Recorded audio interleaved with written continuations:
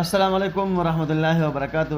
ډیره اسانه او مجربه او بهترین او 2-3 سکندو والا وظیفه ده چې د چا د زړه مسله جي چا باندې زړه دوره راځي یا زړه درېږي یا د زړه کوم قسمه مسله وي د زړه باره کې ان شاء الله ولادي ډېره اسانه وظیفه. یا الله قویني قلبي څنګه به وایي؟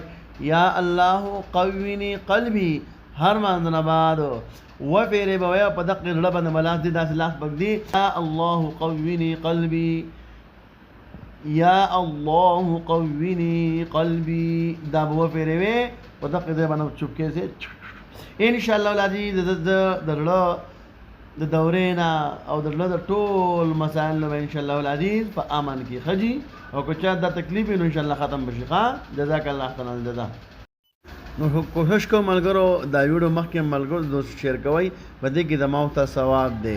څومره به د ما ته ثواب کېږي امر ما ته اجر میلاویږي.